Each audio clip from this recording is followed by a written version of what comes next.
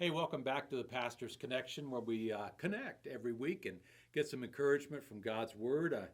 We're going through a series now for the last several months that I've entitled Life Stories, in which we take a figure from the Old Testament or the New Testament and grab a lesson or two out of their lives so that we can learn how to grow with Christ in spiritual truth. And we're going back to the Old Testament today. We took a look last time at Mary in the New Testament. Back to the Old Testament, we're going to take another look at somebody whose life we've already touched on a little bit, Jacob, who I would call a man of slow but certain change. Slow but certain change. So as we begin, let me ask you a question about your life. Professionally, what do you work with? In other words, different jobs or professions have different realities or tools that we work with all the time. For example, if you're in finance, well, you're working with numbers pretty much 9 to 5 and crunching them and evaluating them. Or if you're in computer and technology work, you're working with software all day long. And so you work with those things and you gain a certain sense or experience with them. If you're not working professionally, maybe you have hobbies. Maybe somebody could find you most nights outside in the back working with wood in a shop, or maybe in a quiet place that overlooks your backyard where you paint and you work with colors. So we all have experience working with certain things in our professional life or our private life, is my point. When people ask me what I work with as a pastor, I always tell them I work with souls. I work with souls, S-O-U-L-S, the soulish aspect of the lives of many, many people, and I have for 40 years now. And then when they ask me what that's like, I tell them, well, one thing I've learned about it is that soul shaping takes time. Let me say that again. Soul shaping, helping people grow in their character, takes time. It's not a quick fix, and I have to be patient with so many people as they're growing, and I have to be patient with myself as I grow. And so that's a very significant thing to understand about your own spiritual growth. And that's what I want to have in your mind as we take a few moments to talk about Jacob. Now, I always tell you about the person very briefly, then we take a look at a passage that touches on an issue in their life, and then finally I put it into a principle for you. So what about the person of Jacob? Well, we know that he was one of what I call the triumvirate of faith that formed the early history of the people of Israel. There was Abraham, who was the father of Isaac, who was the father of Jacob. And Jewish people say they are the people of Abraham, Isaac, and Jacob. So Jacob was one of the twin sons of Isaac, the son of Abraham. And Isaac gave birth, his wife rather gave birth. He was the father of twins named Jacob and Esau. Getting that right? Jacob and Esau. And when they were growing up, God had prophetically said that of the two, even though they were born as twins, God was going to choose the younger of the two, Jacob, to be favored by him, and he would be in the line of the Messiah through all the generations of Israel, which would eventually give birth to Jesus. And of course, we know that happened.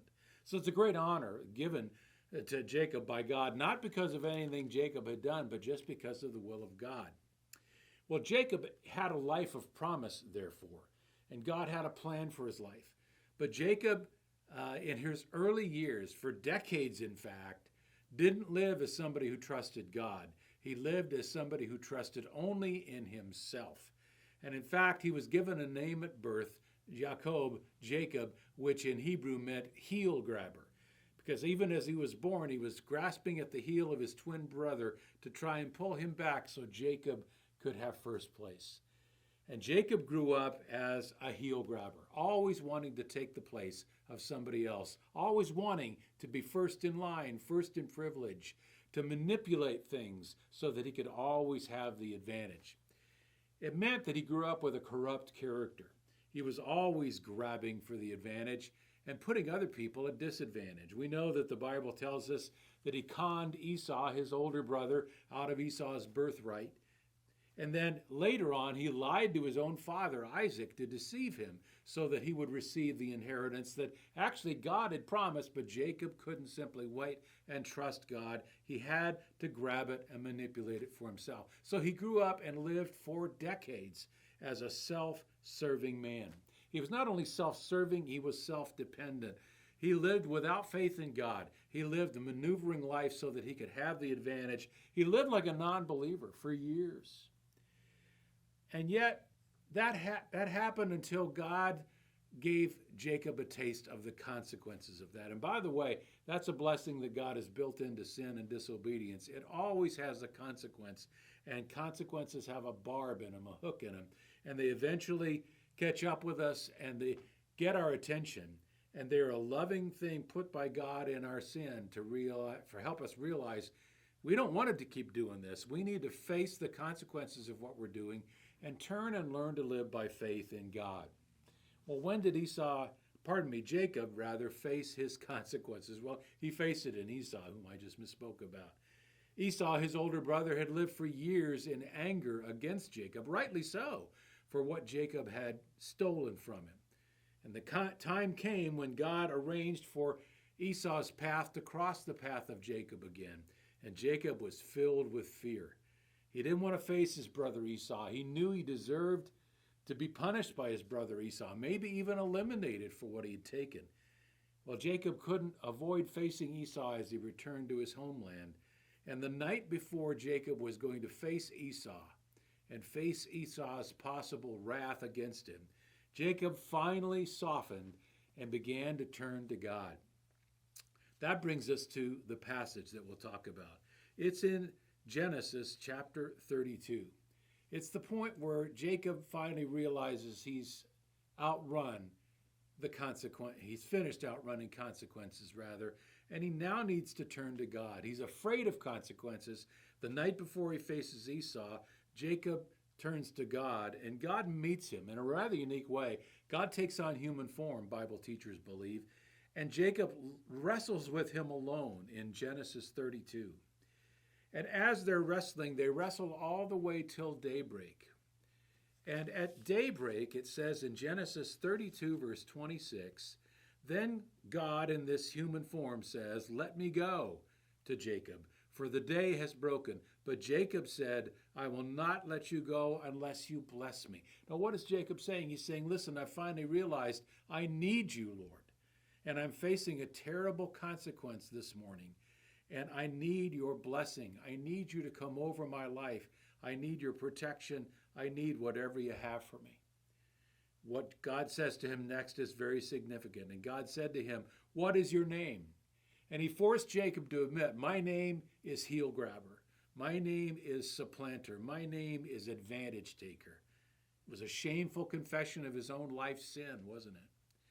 Then God said, your name shall no longer be called Jacob or manipulator, but Israel, which means striving with God. For you have striven or wrestled with God and with men and have prevailed. Now, I don't have time to tell you the whole story, but that moment in Jacob's life was a turning point where he moved from a life of trusting himself to a life of learning to trust God, to battle with God for God's solutions instead of manipulating man for his own solutions. And everything in Jacob's life, as he was now renamed Israel, took a turn for the better. And he ended up being a man of great faith and great privilege in the eyes of God. It all turned when Jacob realized he'd come to the end of his rope. Now, Jacob in the Bible is a rather rare person because he's a man with two names. He was given the name of Jacob at birth, which described his selfish life, but when he repented, God gave him a new name, Israel, which was a sign of his new spiritual life. And he's a great example to us that anytime we're ready to be done with our sin, God is ready to do business with us. And he's ready to change our future. It's like changing our name. He's ready to take us from trusting ourselves into the adventure of trusting him. And believe me, our life can go from darkness to light, from being wasted to being invested in the blink of an eye. And trust me, in my life with souls, I've seen that happen over and over and over again. all these years. I've seen men and women in a crisis turn from trusting themselves to trusting God, and I've seen their entire life take a turn for the eternal better. Maybe that's you today, and maybe that's a decision you need to make. Chronic weakness can be surrendered, and your future can be different. So what's the principle I get out of all of this? Well, I put it in these words. Soul change, S-O-U-L change, deep heart change, is slow, but it's always worth it. Struggle on. Let me repeat that. Soul change, change in the heart, is slow, but it's always worth it. So struggle on. God is with you. Maybe you need to make a change today. Do what Jacob did. He simply called out because he knew nowhere else to go, and God was good for it. God can do that for you today too. May the changing hand of the Lord be yours until we meet again next time, God willing.